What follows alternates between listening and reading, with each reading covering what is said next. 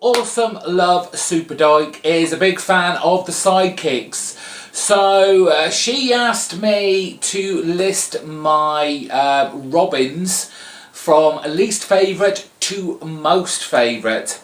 And with lists like this, I always find that people usually go and tend to veer to the ones that they kind of grew up with. It's the whole who's your favourite Doctor Who. I mean, a lot of people at the moment would say, you know, David Tennant, Matt Smith. But for me, my favourite Doctor Who has always been Tom Baker, because that's who I grew up with. Those were the stories and the TV shows that I watched as a child and had a big effect on me becoming a Doctor Who fan. So with Robins, it's the same kind of deal for me.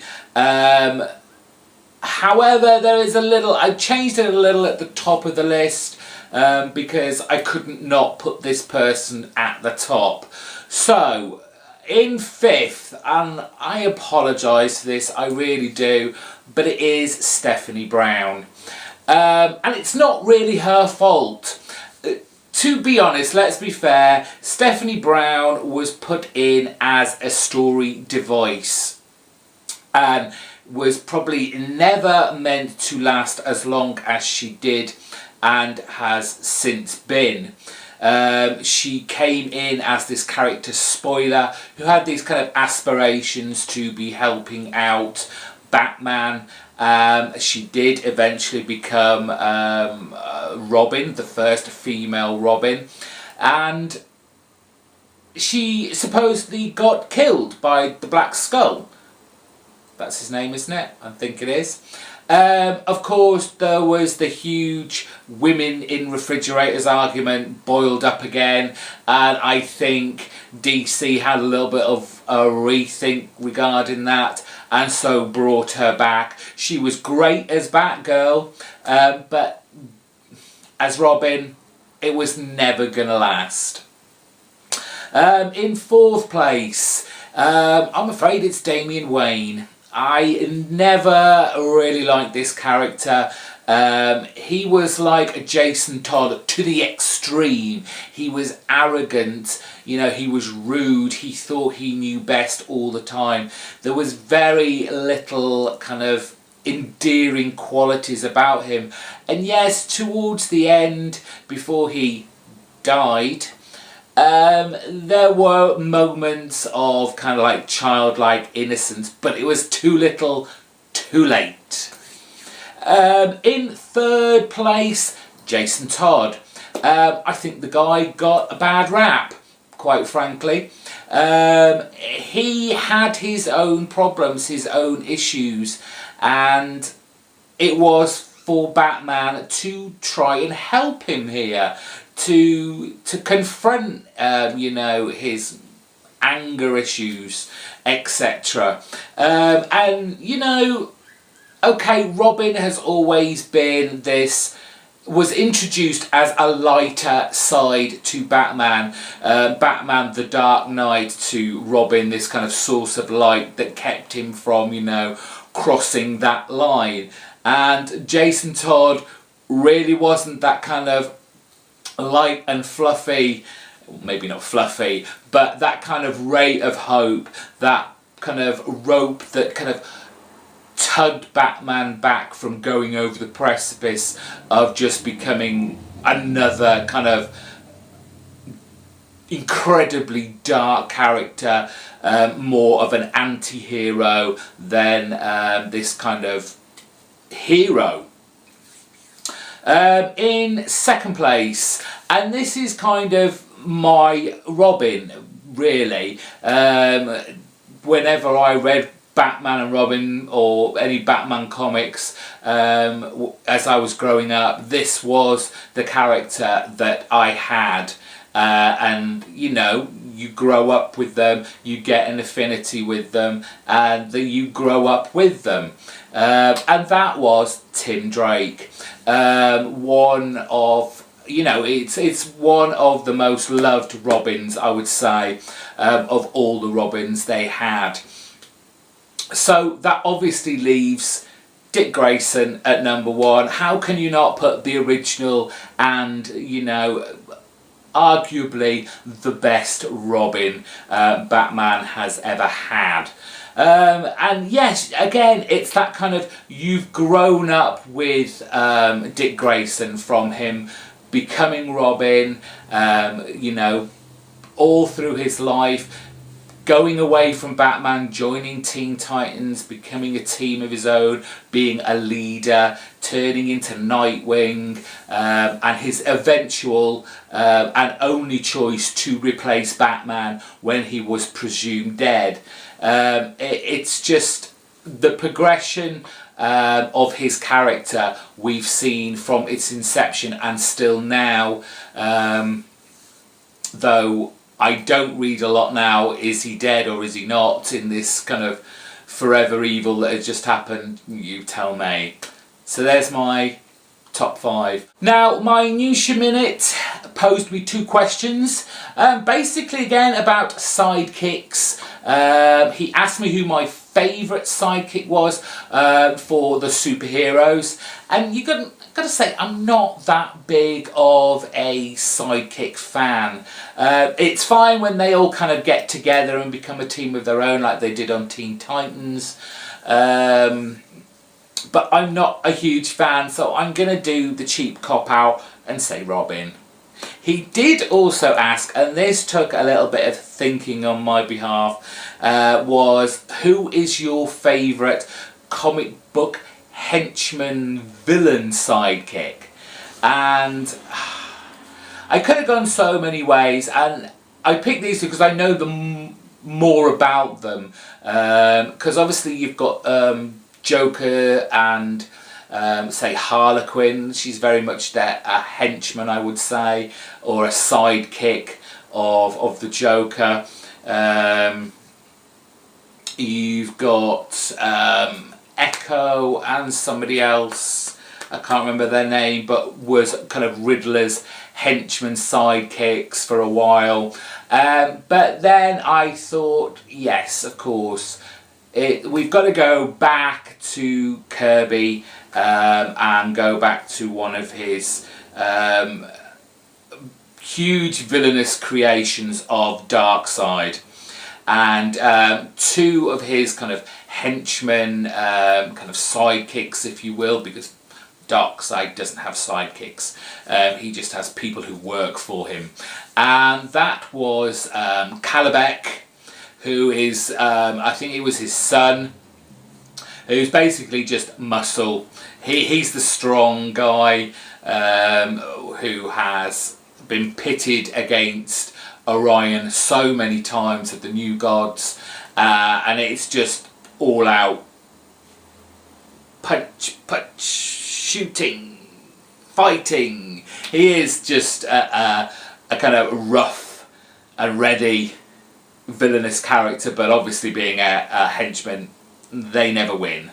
At least not ultimately. And then obviously on the other side, more brain than brawn for Darkseid, and that was Desard. He was just like the ultimate kind of master torturer. Just a creepy, horrible, evil, conniving character that you just gotta kind of hate to love. Next question, quite an odd one, didn't quite know how to answer this, but Sanity Clause 63 asked, what in the world ever happened to Vertigo's Otherworld series from 2005? Now at first I was like, Otherworld, it rings a bell. I had to look it up, and then I remembered, oh yes, Phil Jimenez's series, and I don't know. It did just kind of stop, didn't it? And no one really knows why. No one ever explained why. I'm just as clueless as you. Epic Lotus asked a couple of questions for me. He asked, as a UK collector, do you ever feel put out by some of the US-centric settings of a lot of mainstream comics? Really? No, it doesn't bother me that much. Really, comic books are an American medium, and pretty much always has been. You think of a comic book, you think of America. You don't think of London, you don't think of Glasgow or Liverpool or somewhere like that.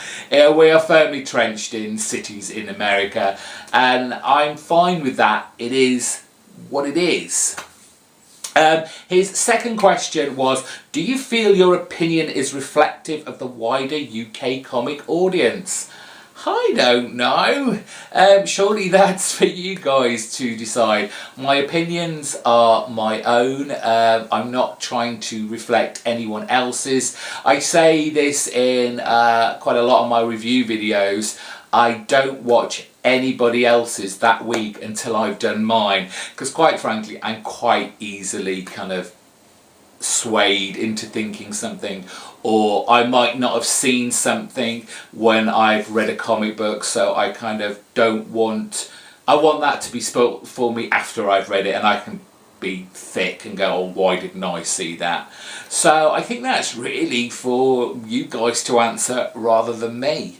Okay, so I've got my popcorn, I've got my fizzy pop, or as you Americans like to call it, your soda, because it's the comic book related movie question portion of the video. We kick off with a Marvel DC fan reviews who asked me for my favourite comic book films, and I've kind of cheated here because one is definitely from a kind of comic book, and it's an adaptation of that, and the other one is kind of to do with comics, but is not like a straight comic book to film adaptation, but I love it nonetheless. The first film I'm going to show you, it was, and I don't think I've ever done this before with any movie genre, is that as soon as the closing credits finished, I switched it back on again and watched it again from the very start straight away. It had that much of an impact to me.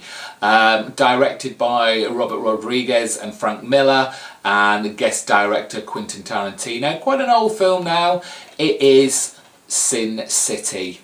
It was basically the Watchmen of its day in the sense of the movie coming out in, it was like, this is a book that it's not going to translate to film, you can't do it. And I think a lot of people were pleasantly surprised about this, because it did convey the kind of atmosphere, the feel, the kind of era of when the book was portrayed, and just the look of it was just amazing, and there are so many great actors doing such a great job on there.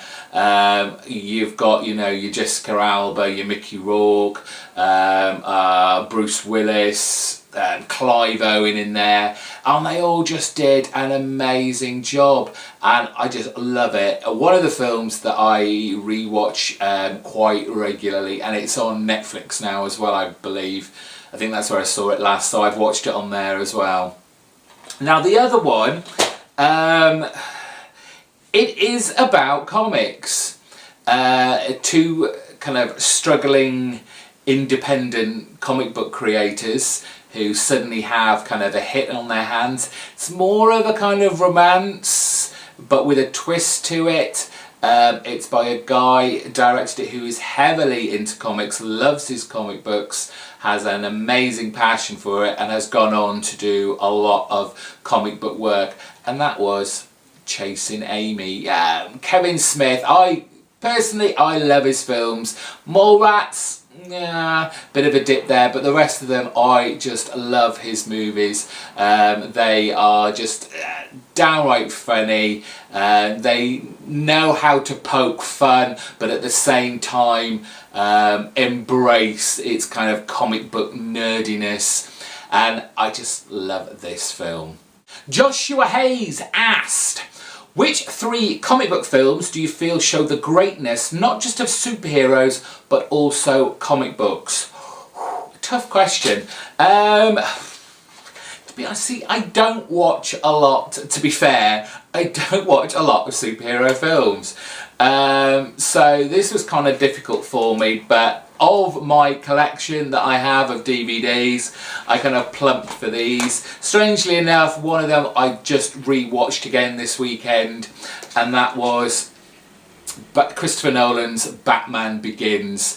It was another kind of origin, trying to forget the awfulness that had gone before it, the kind of Batman and Robins, the Mr. Freeze, all those bad Batman movies that ended the last kind of long franchise of this. And Christopher Nolan, you know, made it into a more kind of adult, darker realm that we were used to now with Batman.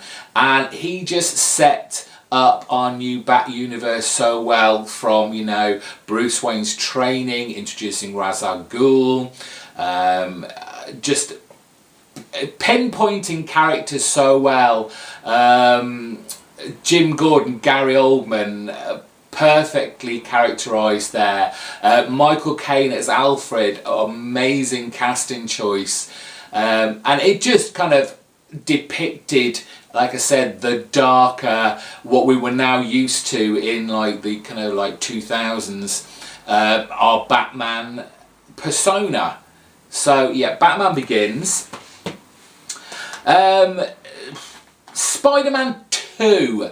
Obviously Spider-Man 1 was a huge hit, and it kind of again revitalised a character that had been mostly played out in kind of cartoons, and yes, there were some kind of dodgy films earlier on, but again, who was it that directed this? I can't remember. Sam Raimi, that was it. He did an okay job with the original, because, you know, he had to set it all up again, he had to set the origin story up. Green Goblin was a bit, but with Spider-Man 2, I think Sam Raimi just hit the road and ran with it, and picking Doc Ock as the kind of main villain of this was an inspired choice, and using Alfred Molina as Doc Ock, again, perfectly cast. And it was, again, there was some darkness to it. You know, you threw in the romance with Gwen Stacy. It was just a great film. Loved this. Shame about 3.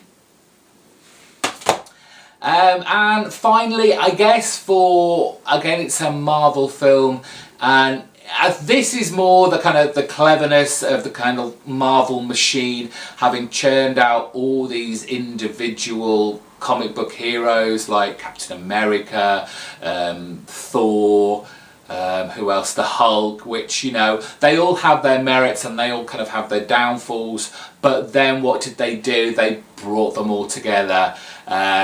This is Avengers Assemble, as Brits had to call it, because we had the Avengers kind of TV programme, and God, we would have been so confused, so we called it Avengers Assemble. But I mean, yes, it's got its plot holes, it's just this huge big kind of action fest vomiting on your screen, but it was fun, it was exciting, it was thoroughly entertaining, and they made it so, you know, one, if you'd not watched any of the other films, you could take it just as it was, but the kind of bringing together all of their kind of Iron Man as well in there, I forgot to say, bringing all their kind of superheroes together to make one big team was just amazing. It took me a while to watch this, but eventually I did. Joshua also asked, do you have a superhero movie that most have seen that you have yet to view? Oh my God, there are loads.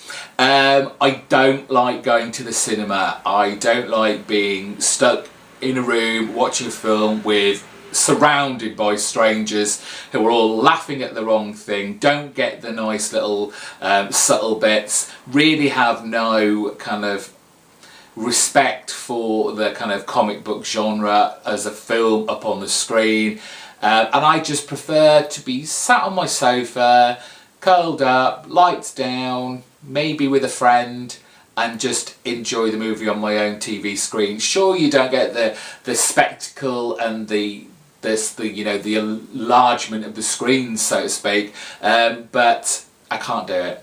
So there's things like, I haven't seen Thor 2 yet, I haven't seen the new Cap America Winter Soldier film, I haven't seen Man of Steel, the new Superman film, I've not seen Wolverine, the new one.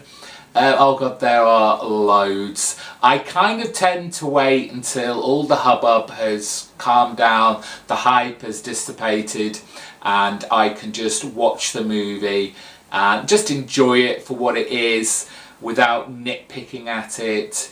I know it's never going to be the same as the comic books, because this is comic book Hollywood style. It's the movie version, so I know it's not going to be the same, and I have to kind of forget what goes on in the comics. And I think that's the problem with a lot of comic book readers who then go and watch their kind of favourite characters up on the big screen. Now, there was another question that got kind of asked by a few of you, so I'm kind of lumping you all together, if you don't mind, and kind of meeting you in the middle for all of your questions.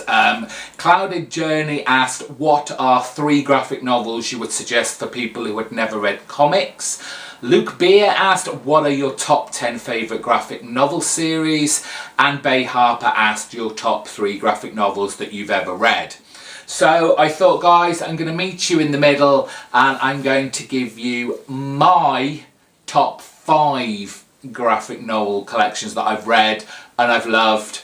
And while I was doing this, because I thought I could quite easily just, you know, pick out Frank Miller's Batman Year One, Alan Moore's run on Swamp Thing, Saga of the Swamp Thing, Mark Waid's Kingdom Come, Marv Wolfman and George Perez's Crisis on Infinite Earths, another Alan Moore, V for Vendetta, Watchmen, Batman the Killing Joke. But people always pick those.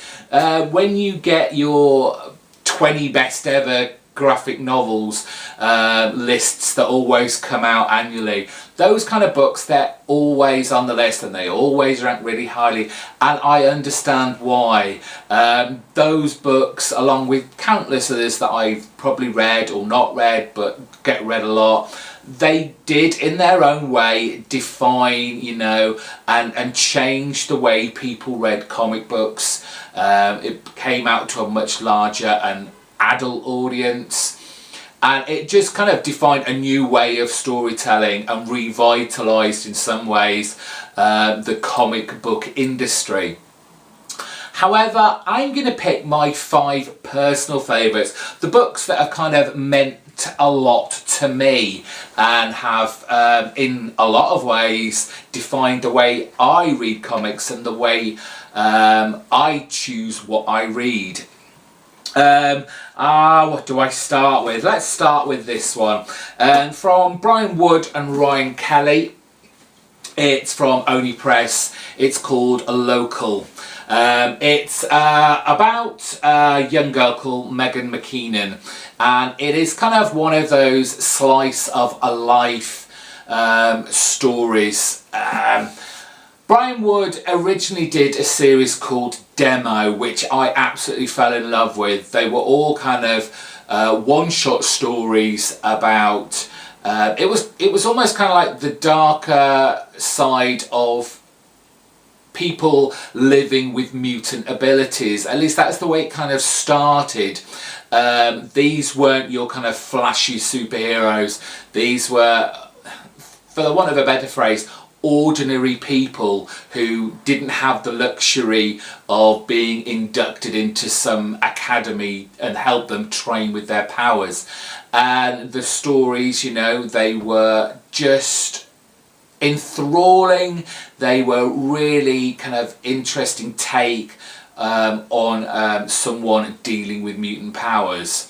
Local was in the same kind of vein, but it had no kind of superpowers involved in this. This is just a girl, and we see kind of a length of time, because I don't think we quite know how long this is, but we go into this girl's life and her moving around the country and basically trying to find herself, and the stories, while they are kind of encapsulated in that issue, they're kind of like one story per issue.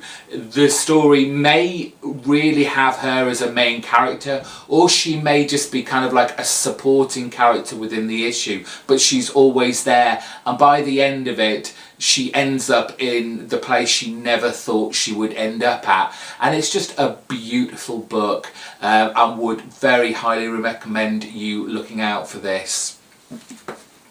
My second book, and he's on the list twice, Neil Gaiman. It would be completely remiss of me to put on The Sandman. Now I'm showing volume 2, The Dollhouse, because this was actually my first kind of foray into the Sandman universe. I was given this issue, not this one because I've since rebought it, but I was lent a copy of this, and it was just amazing. I fell in love with it straight away, and all of you who have been with me for a while know about my love of the Sandman, and you know, I attempt and I usually do at least read the whole series from start to finish at least once a year. It is my all-time favourite run of a comic book series, and I thoroughly recommend you start from the beginning and just dive in and enjoy this kind of magical, mythical, very quirky at times, very involved story of these characters that shape our world in essence, with dream and death and despair and lust and destiny. Just an amazing body of work. Okay, next one. Fabio Moon and Gabriel Barr's Day Tripper, beautiful book. Probably the book that I read when I do reread it, it still, I'm not ashamed to say, makes me cry. It is just a wonderful, wonderful storytelling book. It's kind of strange when you first start reading it, because they are predominantly separate stories to each issue, but it is the same character seen at different times of their life, different ages, and at the end of every story the main character dies. Now that might seem, what? But yes, you see him as a child, you see him as a very old man, you see him as a teenager, you see him as a young adult travelling the world, but at the end of every single story the character dies in some way. And it is Moon and Barr's kind of saying, you know, it doesn't matter how much time you have on this planet, you know, make the most of it. Do everything and be everything you can possibly be, because you don't know how much time you're going to have here on this earth. Beautiful book. Thoroughly recommend anyone reading this. Let's go with something a bit more traditional, character much more that we all know and we all love. It is Jeff Loeb and Tim Seale's Batman The Long Halloween. Again, I think this is probably my first, the first book that I was kind of, what am I trying to say?